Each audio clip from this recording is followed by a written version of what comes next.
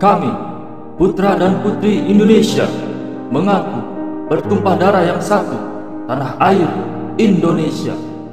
Kami, putra dan putri Indonesia, mengaku berbangsa yang satu, bangsa Indonesia. Kami, putra dan putri Indonesia, menjunjung bahasa persatuan, bahasa Indonesia.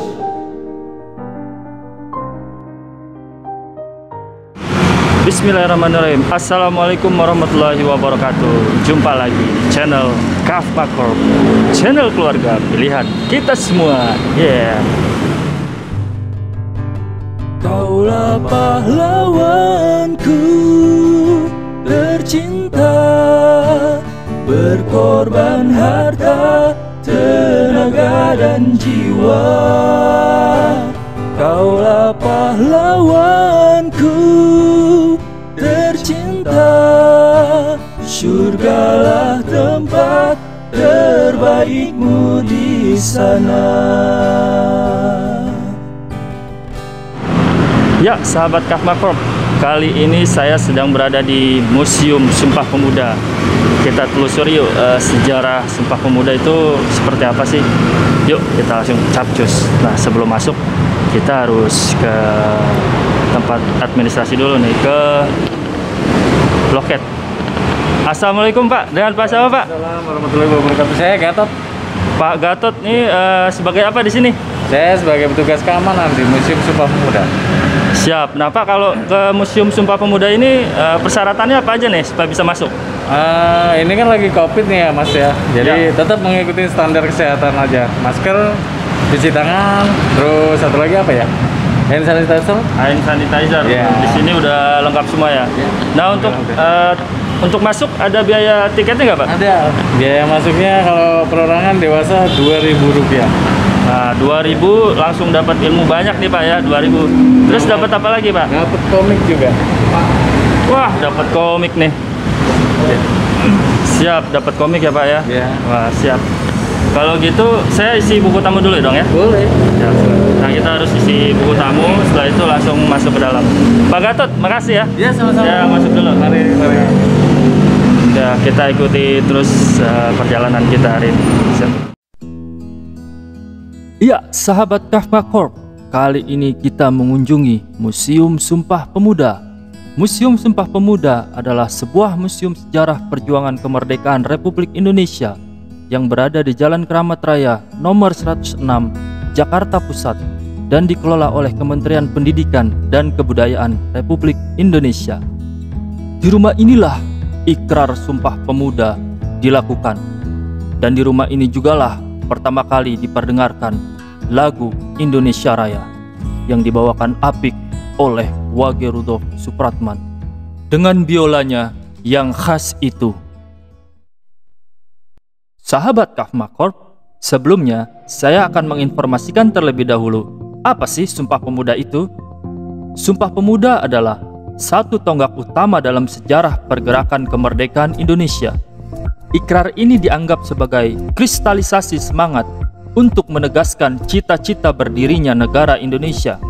Keputusan ini menegaskan cita-cita akan ada tanah air Indonesia, bangsa Indonesia, dan bahasa Indonesia.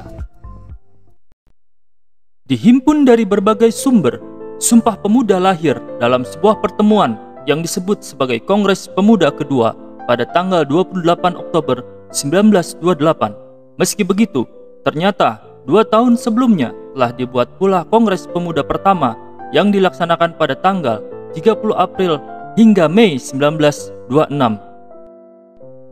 Pertemuan di Gedung Lux Orientis, Jakarta pada 15 November 1925 yang dihadiri Sumarto, Suarso, Muhammad Tabrani, Bahdar Johan, Jamaluddin, Sarbaini, Jantauli Solehuij, Sanusi Pane, dan Ahmad Hamami merupakan tonggak penting dalam sejarah modern Indonesia.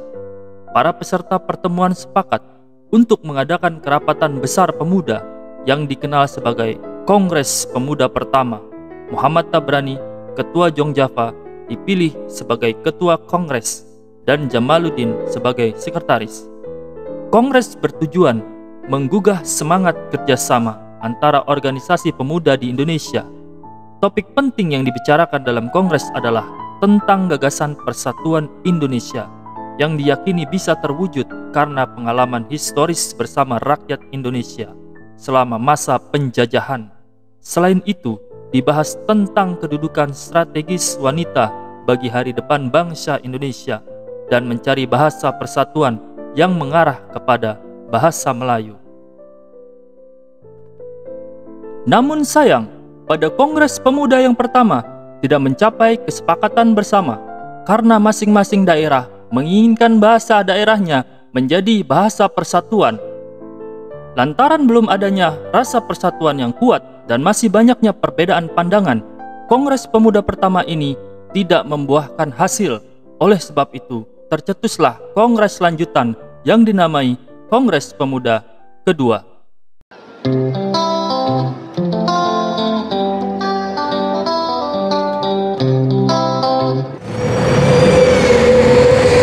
Siap, Pak. Ya, silakan. Terima kasih. Guys, rumah bersejarah ini dahulu oleh pemiliknya dijadikan kos-kosan. Awalnya banyak mahasiswa dari Yogyakarta, baru tahun 1927-an dari berbagai daerah. Muhammad Yamin, Akagani kos di sini. Para anggota Yogyakarta yang kebanyakan mahasiswa Stovia mendirikan grup kesenian Jawa Langin Siswo. Rumah ini menjadi markas dan tempat latihan menari Jawa. Nah, kalau teman perhatikan, di ruangan pertama ini merupakan tempat berkumpulnya para mahasiswa. Belajar, diskusi, sampai membicarakan hal politik ya di ruangan ini. Hampir 80% bangunan masih asli loh. Seperti lantai yang bergaris, itu tidak diubah sama sekali.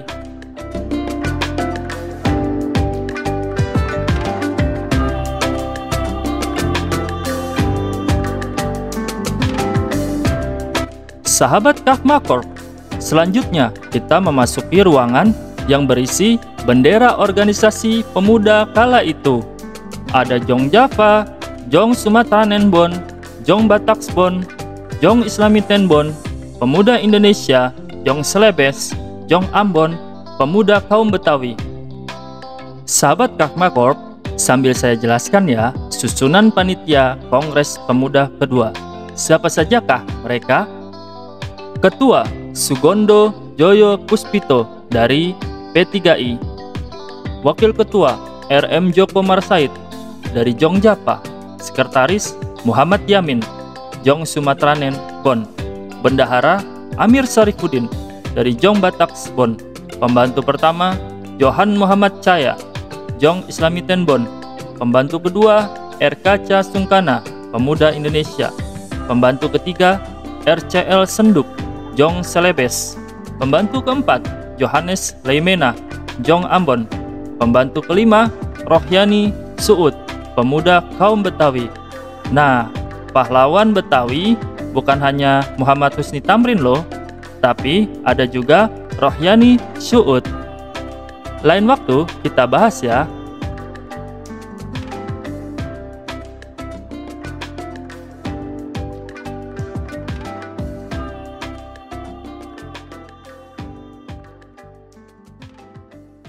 Sahabat Kafmakorp, di ruangan ketiga kali ini kita melihat seseorang sedang mendengarkan radio. Di mana kala itu radio merupakan salah satu sumber informasi. Media elektronik yang ada pada waktu itu baru radio. Lihat saja, radionya segede gaban. Sahabat, di ruangan ini dijelaskan tentang Kongres Pemuda pertama yang merupakan cikal bakal terbentuknya Kongres Pemuda kedua. Di awal sudah saya jelaskan bahwa Kongres Pemuda kedua merupakan lanjutan dari Kongres Pemuda pertama, di mana Kongres Pemuda kedua nanti akan menghasilkan Sumpah Pemuda. Sahabat, kita memasuki ruangan yang keempat. Ini merupakan tempat terpenting. Karena apa? Karena di tempat inilah dibacakan hasil rumusan Sumpah Pemuda. Nah, sebelumnya akan saya jelaskan terlebih dahulu bahwa Kongres Pemuda kedua dilaksanakan di 3 tempat. Yang pertama, Gedung Katolik Jongenlingen, Bonn. Lokasi pertama ini terletak di kawasan Lapangan Banteng, Jakarta Pusat, yang saat ini ditempati oleh Yayasan Pendidikan Santa Ursula. Lokasinya dikatakan berada di dalam gedung sekolah, dan bangunannya pun masih asli, serta hanya mengalami sedikit modifikasi.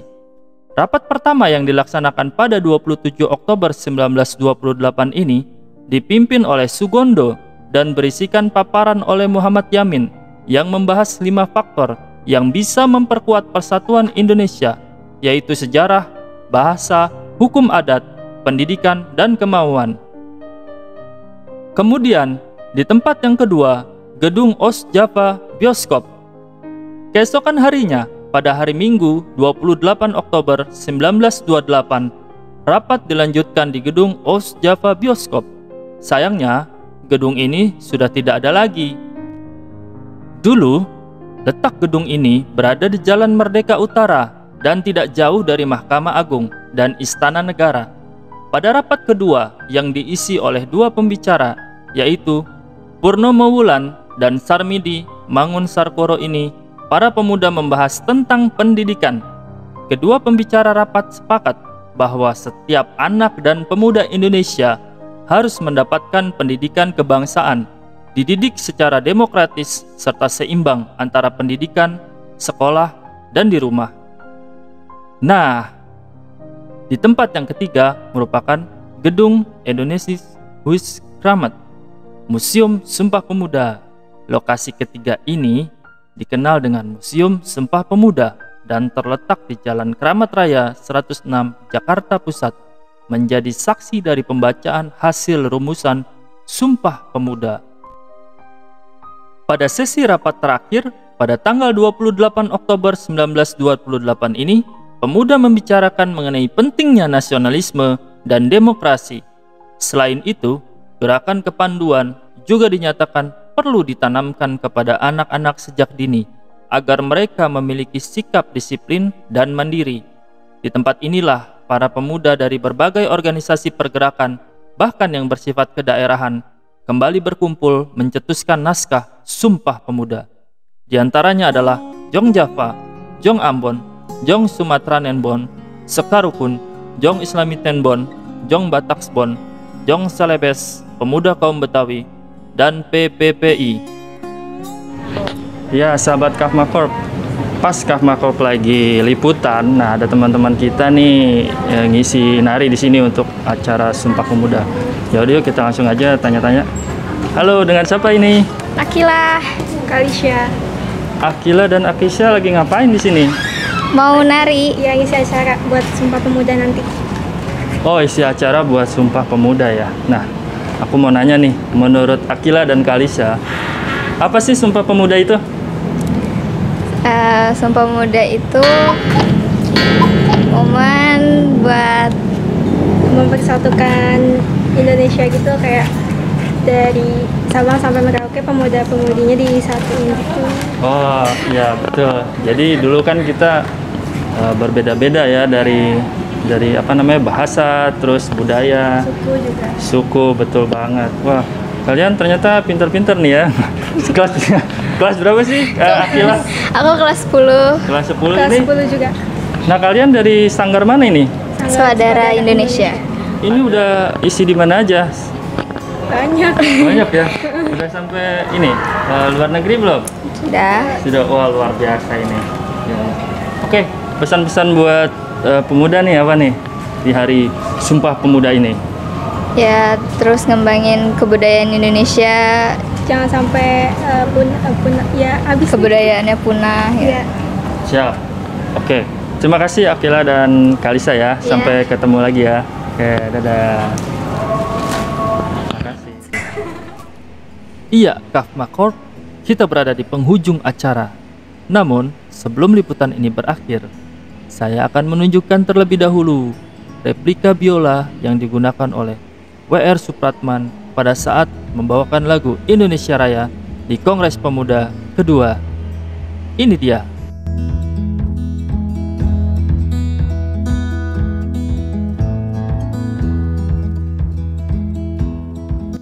Sahabat, apa jadinya ya kalau tidak ada Sumpah Pemuda? Indonesia tuh terdiri atas 300 kelompok etnik atau suku bangsa, atau tepatnya 1340 suku bangsa menurut sensus BPS tahun 2010. Nah, masing-masing suku bangsa itu tentu mempunyai bahasa yang berbeda-beda. Wah, akan ribet sekali tuh. Kalau kita ke suku Jawa, kita harus bisa bahasa Jawa. Belum lagi ke suku Sunda, harus bisa bahasa Sunda. Wah, pasti kita akan kesulitan untuk menghafal bahasa tersebut. Untungnya, berkat jasa para pahlawan yang mengadakan Sumpah Pemuda, akhirnya terciptalah bahasa persatuan, yaitu bahasa Indonesia. Yuk, kita ucapkan terima kasih kepada mereka semua yang menyelenggarakan Sumpah Pemuda. Mereka adalah pahlawan-pahlawan bangsa. Terima kasih pahlawanku. Kaulah pahlawanku tercinta, berkorban harta, tenaga dan jiwa. Kaulah pahlawanku tercinta, surgalah tempat terbaikmu di sana.